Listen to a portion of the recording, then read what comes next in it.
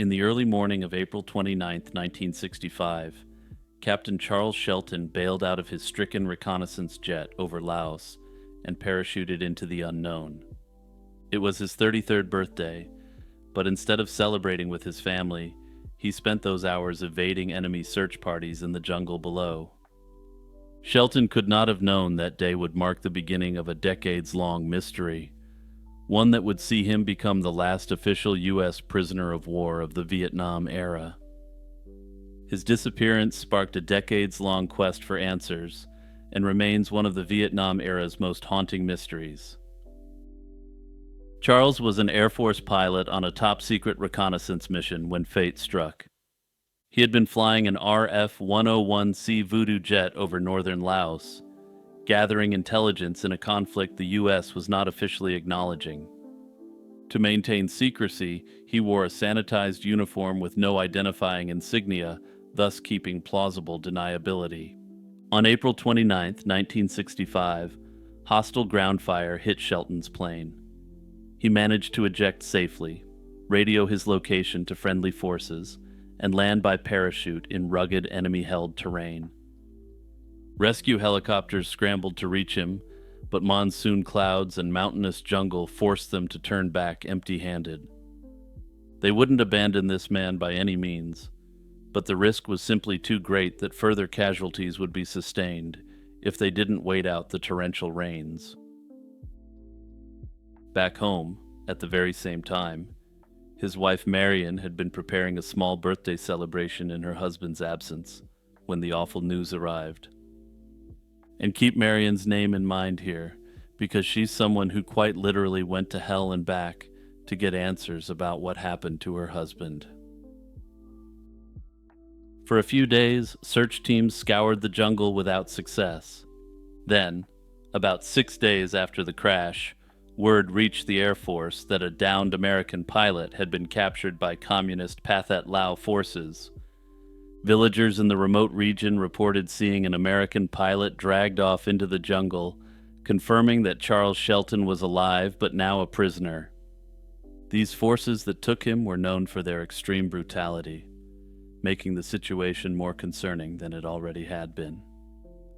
The Air Force soon forwarded Marion some of Charles's personal effects, including his dog tags and military ID card.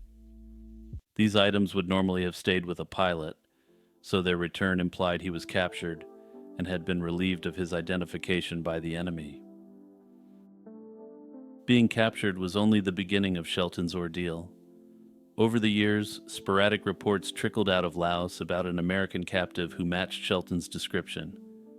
Fellow prisoners of war repatriated from Vietnam told of a resilient pilot still being held in Laos. Importantly, these accounts were largely secondhand in nature, simply things they had heard through the grapevine while being held prisoner. One particularly harrowing account described an American kept in a bamboo cage or underground pit, defying his captors at every turn. Shelton's family heard that he had attempted escape multiple times, and even that he fought back ferociously during interrogations. According to one story, he managed to overpower several guards, an act of bravery that led his captors to label him incorrigible and possibly retaliate with lethal force. Such accounts were impossible to verify, but they kept alive a glimmer of hope alongside the gnawing fear of what he might be suffering. Back home in Kentucky, the Shelton family refused to let Charles become just another name on the growing list of missing servicemen. His wife Marion and their 5 children held on to hope through years of silence. When the American involvement in Vietnam drew to a close in early 1973, they anticipated that Charles might finally come home. President Nixon announced that all American prisoners would be released, and lists were published naming those returning and those who had perished in captivity. But then something disturbing happened.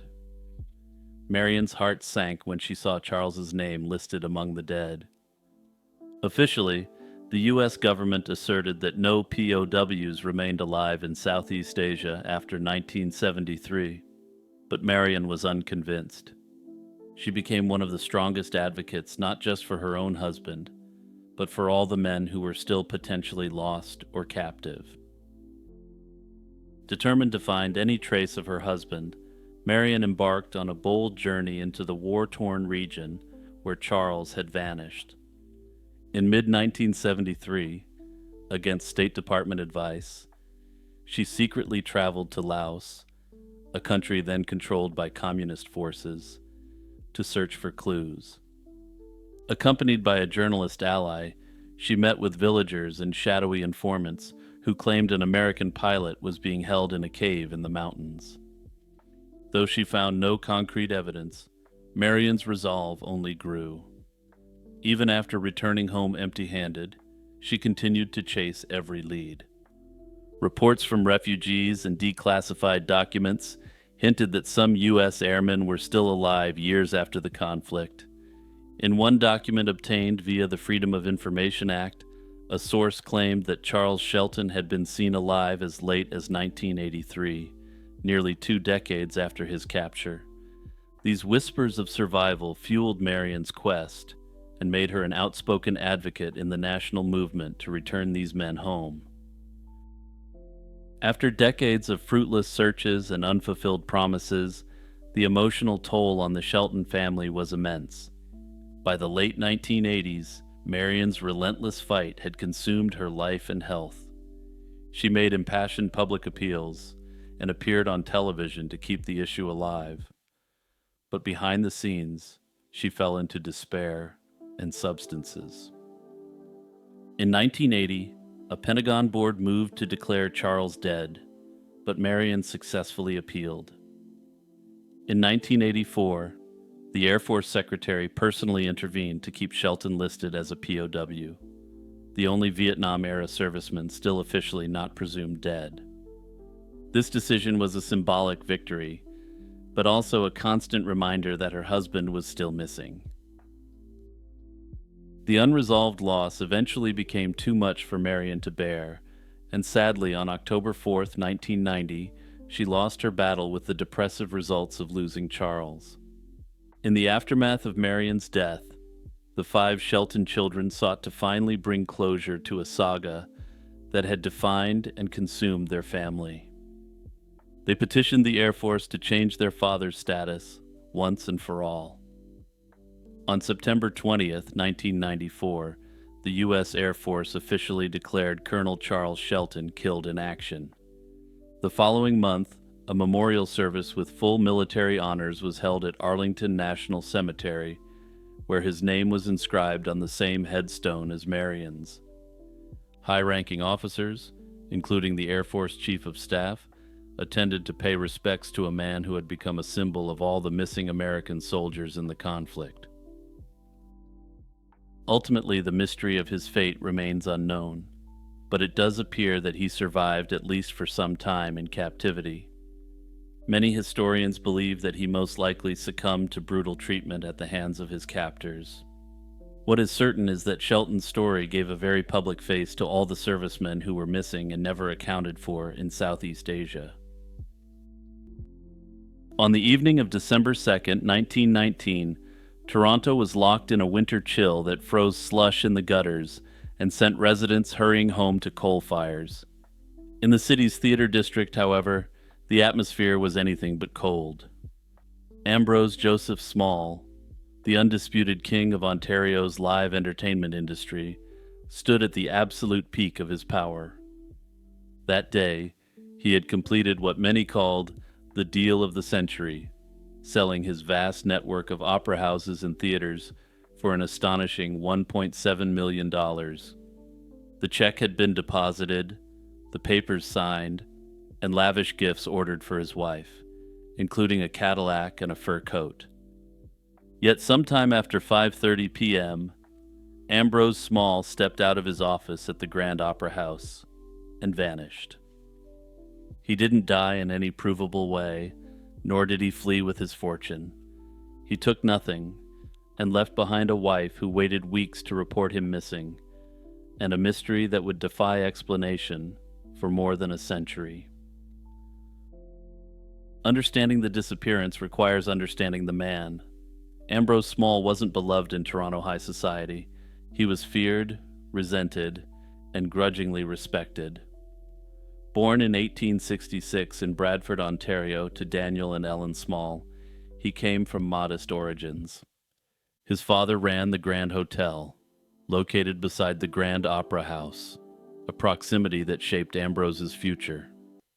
He entered the theater business humbly as an usher and bartender, working the saloon and aisles of the opera house next door.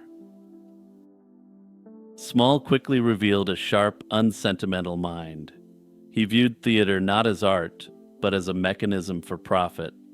He quarreled with mentors, defected to rival venues, and eventually returned as owner, buying the very building where he had once worked. By 1919, his dominance was complete. He controlled theaters in 7 cities and dictated bookings for 62 others. Any touring production hoping to play in Ontario had to deal with Ambrose Small, or they would be completely shut out. His business practices were ruthless. He was infamous for the so-called Joker clause, fine print that transferred financial risk entirely onto performers. He didn't simply want to win, rather he wanted the other side to lose, and he was willing to win less if they lost more. Contemporaries described him as unscrupulous, cold, and intimidating, a man who inspired fear even among his associates.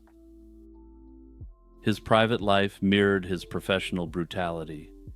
In 1902, he married Teresa Corman, an heiress to a brewing fortune.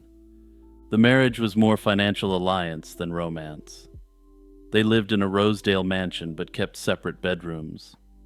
Small was a serial womanizer who maintained a secret room behind his office at the Grand Opera House, where he entertained actresses whose careers depended on his favor. He also kept a long-term mistress, Clara Smith, an arrangement widely known and deeply humiliating to Teresa. By 1919, Small had accumulated enemies as easily as wealth. He cheated partners, underpaid staff, and treated his wife with open indifference. The year itself was a turning point. The global conflict had ended, the Spanish flu had devastated society, and motion pictures were rapidly eclipsing live theater. Small recognized that the golden age of vaudeville was ending. Always pragmatic, he decided to sell at the peak. In the fall of 1919, he negotiated with TransCanada Theatres Limited, a Montreal consortium, pushing aggressively for a December closing. The terms were extraordinary: $1 million payable immediately and another $750,000 to be paid over 20 years. On December 1st, 1919, Small, Teresa, and their lawyer, Edward Flock, met the buyers at the law offices of Osler, Hoskin, and Harcourt, still in operation today. The contracts were signed, and a certified check for $1 million changed hands. Ambrose Small had won. According to some accounts, he was now the richest man in Canada and one of the wealthiest in the British Empire. The following day began with routine administration and ended in silence. On the morning of December 2nd, the check was deposited at the Dominion Bank, eliminating robbery as an immediate motive. Small returned to his office at the Grand Opera House, appearing upbeat. He ordered expensive gifts for Teresa, possibly as celebration or appeasement. At 5 p.m., he met with his lawyer to finalize transition details. The meeting ended at 5:30 p.m. Flock invited Small to dinner, but Small declined, saying he would eat at home. Flock left to catch his train to London, Ontario, becoming the last confirmed person to see Ambrose Small alive. A disputed sighting later that evening complicates the timeline. Ralph Savain, a nearby newsstand operator, claimed Small stopped by to buy his usual papers. When told deliveries were delayed by weather, Ralph said Small erupted in anger before storming off into the snowy night. Police later dismissed the account as publicity-seeking, though the behavior aligned closely with Small's temperament. If true, it places him alive, angry, and alone on the street. After that moment, there is nothing. Teresa Small's response fueled suspicion. She waited weeks before contacting police. She later explained that her husband often vanished for days on drinking and womanizing sprees, and she assumed he was celebrating the sale with a mistress. Reporting him missing, she feared, would expose humiliating truths, just as they were preparing for a new life. Not until January 3rd, 1920, a full month later, was the disappearance officially reported. When detectives began investigating, they discovered another disappearance. Jack Dowdy, Small's personal secretary, was gone. Dowdy was underpaid, resentful, and knew all of Small's secrets. On December 2nd, he accessed Small's safety deposit box and stole $100,000 in victory bonds before fleeing to Montreal and then the United States. Police tracked Dowdy to a paper mill in Oregon, where he lived under an alias. His capture and extradition became a media spectacle. Dowdy admitted to the theft, claiming he deserved the money, but denied harming Small. Investigators learned Dowdy had previously discussed kidnapping Small for ransom, but found no evidence the plan was carried out. With Dowdy cleared, attention turned to the most lurid theory, that Small had been slain in the Grand Opera House and burned in its furnace. Police examined ashes, searched the basement, and excavated parts of the building. Yet forensic reality undermined the idea. Complete cremation requires sustained temperatures exceeding 1,500 degrees Fahrenheit. A coal furnace would likely leave bone or teeth, and none were found. Further, the odor alone would have drawn attention in a busy downtown theater. The investigation further deteriorated amid a vicious feud between Teresa Small and Ambrose's sisters, Gertrude and Florence. The sisters despised Teresa, fueled by religious tensions in sectarian Toronto. They accused her of knocking off Ambrose to divert his fortune to the Catholic Church. To support their claims, they hired Patrick Sullivan, a disgraced former police officer turned tabloid publisher. Sullivan manufactured evidence and promoted wild conspiracies, including a forged letter supposedly written by Teresa, confessing to everything. As years passed, the case slipped into legend. Sightings placed Small in Mexico, Europe, and beyond. The strangest lead came in 1921, when a private investigator claimed to have found Small in Des Moines, Iowa. Teresa waited for confirmation, but the man was identified as a well-known local hobo. The story collapsed, likely invented by the investigator to claim a perceived reward. The final irony is that Small's fortune brought no happiness. Teresa lived as a recluse until her death in 1935. The estate went to the Catholic Church, but the Great Depression devastated its value. Legal battles dragged on into the 1950s, by which time most of the wealth had evaporated. After more than a century, Ambrose Small's fate remains unknown, with any number of his numerous enemies likely responsible for his disappearance. Miyuki Ishikawa, the midwife who ran the Kotobuki Sanin maternity home in Tokyo, wasn't a monster who operated in the shadows. She was a serial predator who operated in the open, exploiting the institutional wreckage of a nation. This is the story of the Kotobuki Sanin incident, which spanned from April 1946 to January 1948, during the American occupation of Japan. While Ishikawa was only ever convicted for the inadvertent death of 3 infants, some have suggested she may have been responsible for the killings of up to 500. To understand how Miyuki Ishikawa became one of Japan's most prolific serial killers, we must first grasp the absolute devastation of post-war Tokyo. After Japan's surrender in 1945, the Allied occupation, led by General Douglas MacArthur's Supreme Command of Allied Powers, initiated widespread reforms. However, the early phase of the occupation, roughly through 1947, left the economy severely depressed and unstable. The occupation forces were focused on fundamental societal changes before even attempting to revive the economy. This was a society reeling from defeat, its infrastructure shattered, and its economic stability evaporated. In this environment, the birth of an unwanted child often triggered an immediate crisis for the parents. Single mothers, particularly, faced tough living conditions, struggling simultaneously with raising children and securing basic employment in the deeply depressed economy. For many families, and especially those where the father had died in combat, the economic strain was simply too immense to bear.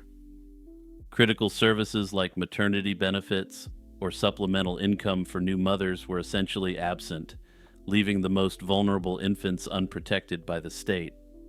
The immense pressure created by this economic desperation allowed a darker, historical coping mechanism to resurface. The state's failure to provide welfare meant that poverty effectively transformed an unwanted birth into a deadly crisis. Miyuki Ishikawa didn't invent this desperation, but she provided a disturbing, systematic, monetized solution to a massive systemic failure. Miyuki Ishikawa was an established, experienced professional midwife managing a recognized facility called the Kotobuki Sanin. Born on February 5, 1897, in Honjo, she leveraged her expertise to attain positions of influence within multiple midwives' associations. This professional standing provided her with crucial institutional legitimacy, allowing her to operate her clinic as a seemingly legitimate maternity home. The personal life of Ishikawa added a veneer of respectability and complexity to her public persona. She had no biological children, but she and her husband, Takeshi, raised 4 adopted children, one from Takeshi's previous marriage, and 3 others they adopted later. Her husband was a crucial accomplice. He was a former officer in the secret police force of Imperial Japan. Notably, these secret police were responsible for all sorts of atrocities throughout the darkest days of Imperial Japan. Though we have no records of his specific actions, it's likely that he was involved in chilling activities long before playing second fiddle to his wife's homicidal operation. After the occupation, the American forces dismantled this police force, leaving Takeshi unemployed and free to quote-unquote help out his wife. Takeshi's background likely provided them with an understanding of police procedures and an ability to conceal their activities. The methodology employed by Miyuki Ishikawa was as cold and calculating as it was scalable. The Kotobuki Sanin essentially served as a clearinghouse for newborns whose desperate parents couldn't or wouldn't raise them. Ishikawa, capitalizing on the extreme poverty and social distress of the quote-unquote parents, established a deadly transaction. She and her husband solicited substantial fees from the parents, money that effectively bought their silence and ensured the baby's subsequent fate. Unlike the traditional method of simply leaving a baby out to perish from exposure, leaving them with Ishikawa ensured that the parents bore no legal responsibility for what happened. And I have to mention here that these parents were supposedly so destitute that they couldn't take care of their babies, yet could come up with substantial sums to eliminate them. Ishikawa argued to the mothers that since the children were unwanted, neglecting them was the most merciful and practical option, preventing them from enduring a life of destitution. The fee paid was the cost of this macabre service, payment for the subsequent omission of care. This means the deaths weren't attributed to an active, violent act, but something that was perhaps even more sinister. She engaged in the deliberate and systematic failure to provide the necessary care, such as food, warmth, and medical attention to these babies. Ishikawa provided the lethal mechanism, but the parents provided the initial consent and the continuous stream of victims in exchange for cash. This economic exchange ensured the systematic nature of the crime and its longevity, turning the lack of welfare into a personal profit engine. Disturbingly, further investigation revealed that by the end of 1948, the practices at Kotobuki-sanin were not unique. At least 11 other maternity homes across Tokyo had been found committing similar crimes. However, unlike the others, Ishikawa was the only one who had figured out a way to monetize this act of evil. While other maternity homes claimed that they simply didn't have the resources to provide for the influx of infants, Ishikawa wanted to get rich doing it. The cops were able to eventually pin 84 bodies to the Ishikawa operation. Notably, later historians investigating the case believe that 84 is a significant understatement of the true tally of the victims. It's believed that due to poor record keeping, many of the victims simply went completely unrecorded. When Miyuki Ishikawa was finally apprehended on January 15, 1948, and the scope of her crimes began to emerge, many expected severe punishment. The public demanded that this woman and her husband, who was supposed to care for infants, meet the same fate as the babies they had in their quote-unquote care.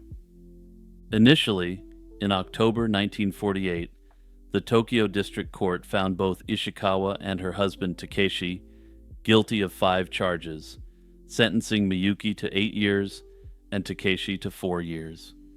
This was considered a travesty, but then things would go from bad to worse. The final outcome of the case was deeply controversial and sparked intense public outrage, particularly given the suspected number of victims.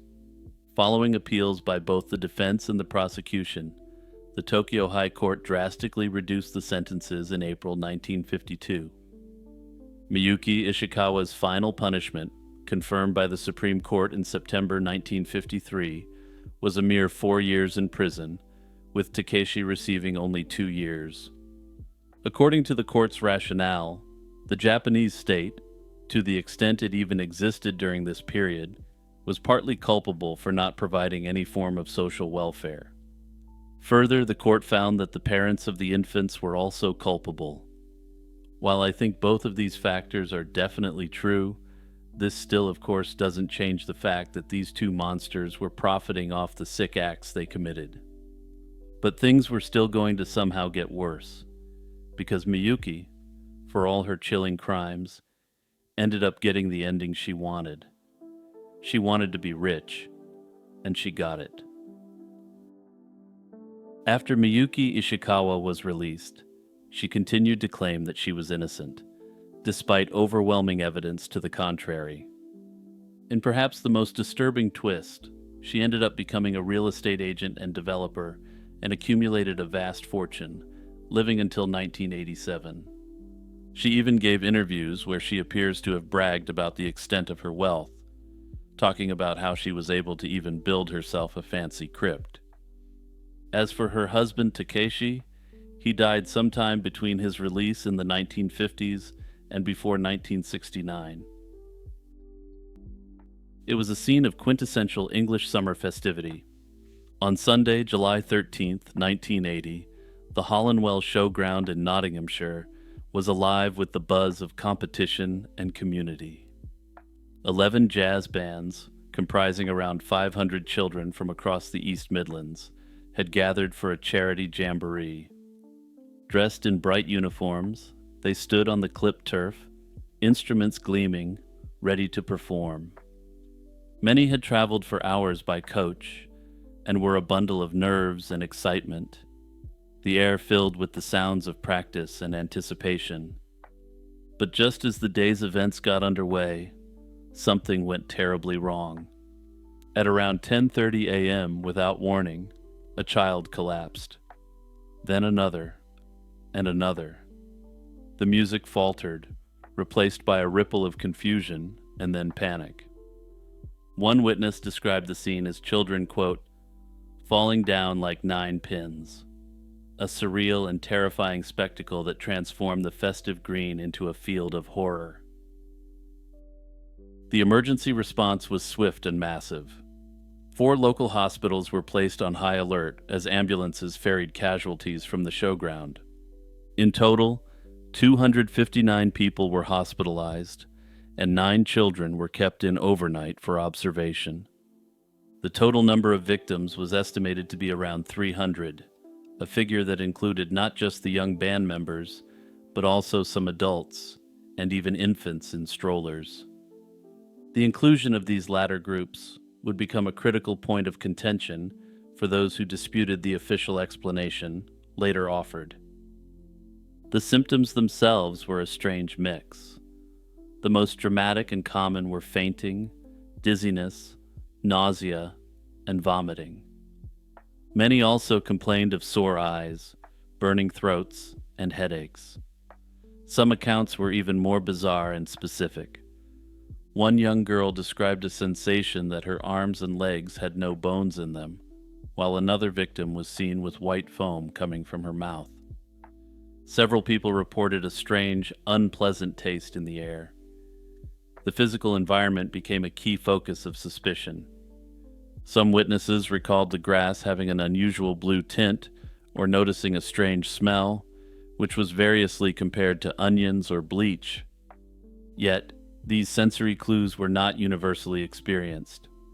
A press photographer who was on the field throughout the incident later stated he saw and smelled nothing out of the ordinary. This inconsistency doesn't necessarily disprove an environmental cause. It could point to variable exposure due to wind or uneven application of a substance. The authorities quickly ruled out common culprits like food poisoning or contaminated water, as many who fell ill hadn't eaten or drunk the same things. With obvious causes dismissed, suspicion fell on something more insidious: chemical exposure from crop spraying in a nearby field. This theory gained significant traction years later when a 2003 investigation revealed that a pesticide named Calixin had been used locally around the time of the incident. Calixin's active ingredient is the fungicide tridemorph, a chemical that was subsequently banned by the British government in 2000 due to health concerns. A review of tridemorph's toxicological profile reveals a compelling, if incomplete, match with the events at Hollandwell. The chemical is known to be harmful if inhaled or swallowed, and is a recognized irritant to the skin and eyes. Acute exposure can cause nausea, vomiting, and respiratory discomfort, symptoms that align closely with those reported by many of the victims. The witness reports of burning throats, sore eyes, and a chemical taste in the air suddenly seem to have a plausible scientific basis. However, the pesticide theory has significant flaws. The most glaring is its selectivity. Some people were ill while others right beside them were totally fine. A toxic cloud dense enough to incapacitate 300 people would likely have affected a much larger proportion of the attendees, according to experts. Secondly, the rapid recovery of most victims, with the majority discharged from the hospital within 24 hours, seems inconsistent with severe chemical poisoning. Finally, in the more than 4 decades since, there have been no documented long-term health consequences or clusters of chronic illness among the victims. After a joint inquiry, Ashfield District Council and the Nottinghamshire Police arrived at a startling conclusion.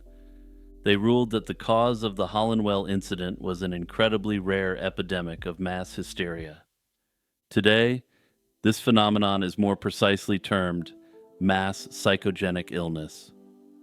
MPI involves the unconscious manifestation of real physical symptoms, fainting, nausea, headaches, in response to a potent psychological stressor. The conditions at the showground were a textbook recipe for such an outbreak. The children were a cohesive group, organized into their respective bands. They were under significant stress, being tired from travel and anxious about their competitive performances. The initial unexplained collapse of a few children provided a dramatic and frightening trigger. The illness then likely spread via social contagion. The sight and sound of others falling ill created a wave of fear that became a self-fulfilling prophecy. This contagion was almost certainly amplified by official announcements over the PA system. A photographer at the scene recalled a chilling pattern. An announcer would warn people not to eat the ice cream, and children eating ice cream would faint. Then a warning about the water was issued, and those who had been drinking it started to collapse. These well-intentioned warnings likely acted as a powerful nocebo effect, the opposite of a placebo, where the suggestion of harm creates a genuine negative physical reaction. The authorities, trying to identify a threat, inadvertently gave the crowd's free-floating anxiety a series of concrete targets. The enduring mystery of the Hollandwell incident may be that it doesn't have a single simple cause. The evidence doesn't demand a binary choice between a chemical agent and a psychological phenomenon. Instead, the most compelling explanation is an integrated one. A mild environmental irritant, likely the pesticide tridemorph, caused genuine physical symptoms in a few children. These initial cases, grounded in a real toxicological reaction, then served as a powerful and credible trigger for a massive wave of mass psychogenic illness. This integrated hypothesis resolves the major contradictions. It accounts for the real physical symptoms like burning throats and nausea that are hard to explain by psychology alone. It also explains why not everyone was affected and why most recovered quickly, which is inconsistent with widespread poisoning. It acknowledges that the symptoms were absolutely real, whether their origin was ultimately in the lungs or in the mind. Further, it explains how babies, who are necessarily immune to mass psychogenic illness, were also affected. Ultimately, the legacy of Hollandwell is one of uncertainty, fueled by a critical institutional failure. It was confirmed years later that an official report on the incident was produced, but has since been lost, a fact that has cemented a narrative of a cover-up in the minds of many victims.